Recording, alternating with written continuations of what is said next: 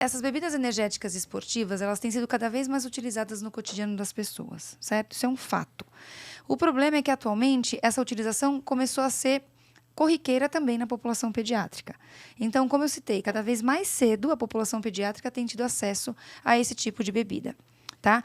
Como, principalmente, o benefício. Então, quando eu ouvi isso da boca do meu sobrinho, é porque ele está numa fase de querer também ficar forte e mais saudável e ter um rendimento nas atividades físicas. Quer jogar mais futebol por mais tempo. Exato. E aí começa a aparecer a promessa da bebida, da energética e da bebida esportiva como uma possibilidade de melhorar o rendimento dessas crianças, certo? Então, a gente tem que ter muita atenção, visto que isso pode, sim, representar um grande risco, tá? A gente sabe que existem crianças que são atletas, isso é um fato, certo? Existem crianças que têm rotina de treino que se assemelham a um atleta, respeitando toda a biologia e os cuidados. Hoje em dia a gente tem muito mais isso do que tinha no passado, né? A gente comentou num episódio nosso, Sim. quando a gente falou sobre, por exemplo, futebol. Hoje em dia você não faz mais treino de cabeceio, de repetição pelo risco de concussão cerebral, mas mesmo assim existem crianças que têm um ritmo de treino que é de atleta. Então, mas Carol, deixa eu te perguntar uma coisa. Por que se usaria uma bebida energética? Por quê? Então, em teoria, Ivani, a ideia... Por que eles querem isso? Eles querem para ter mais energia, na cabeça do adolescente, para ter mais energia, para gerar um rendimento melhor da atividade física. Para eu ter uma condição de ser um atleta melhor. Para eu melhorar minha performance como atleta. E isso, em geral, é utilizado? Isso não deve ser utilizado, não, mas tudo bem, mas é frequentemente utilizado? Pela população pediátrica, de maneira inadequada, sim. É? Isso que se tem se visto. E pelos atletas também é utilizado? Também. E o que se justifica, Ivani, isso que eu ia falar. Justamente é nessa população que tem, teoricamente, um consumo maior de energia, de sais, minerais, você pode justificar a utilização. A gente vai falar ao longo do episódio. Não, mas aí nós estamos falando da bebida esportiva ou da bebida energética? Em alguns momentos também da bebida energética. Teoricamente, algumas, vocês vão ver quando a gente citar os componentes, às vezes você tem adição de um no outro. Então, por isso que eles colocam no episódio. Não é a mesma coisa e a gente vai falar um pouco sobre isso, tá? Isso. Que eles são diferentes, tá? Tá.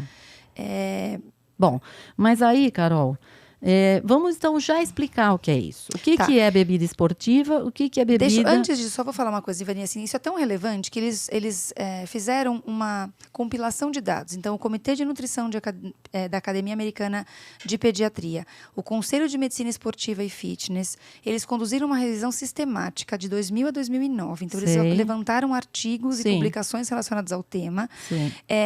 E foi gerado um relatório do Instituto de Medicina sobre Saúde Escolar e utilizaram também as declarações da American Dietetic Association e do American College of Sports Medicine para fazer, de fato, uma avaliação real e uma avaliação robusta do risco da utilização ou da necessidade real. Porque isso que você perguntou é justamente o que eles têm perguntado.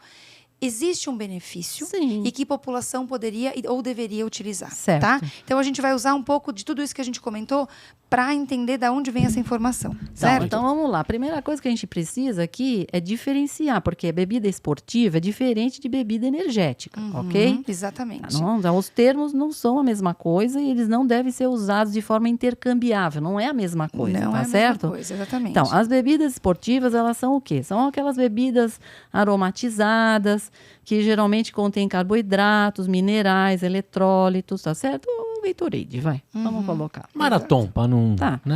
Né? Às Powerade, vezes pronto. vão eletrólitos também, sódio, potássio, cálcio, magnésio. Ok.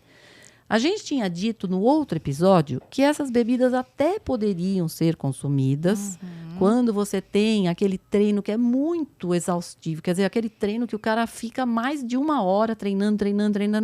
Tudo bem, aí tua perda é tão grande a ponto de você até poder usar uma bebida esportiva. Como reposição. Exato. Agora, não é assim, extremamente necessário, mas poderia até ser usada, certo?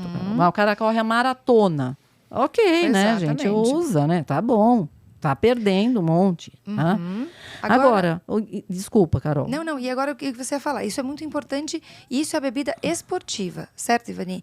Sim. Quando a gente passa para a face da bebida energética, Então. apesar do termo energia pode ser interpretado apenas como caloria, não é verdade. Não O é grande isso. problema da bebida energética é o que ela tem, Vani? Estimulantes. Exatamente. E o principal deles qual é? Cafeína. Exato. E mesmo o Guaraná, vocês vão ver à frente que o Guaraná também vem ligado à cafeína. Sim, tem Certo? cafeína. Até refrigerante tem cafeína. Com quantidade, né? tem carboidrato, aí a quantidade é variável, sabe? Mas pode ter também isso que eu falei, Vani, proteína, aminoácido, vitamina, sódio. Então, a Sim, energética... ele chegaria como se fosse uma coisa boa, né? Exato. Então, por isso que às vezes o adolescente fala assim, mas espera aí, ele chama às vezes, ou ele se confunde a bebida energética como uma bebida potencialmente esportiva, porque ele vem com outros itens que também compõem a bebida esportiva.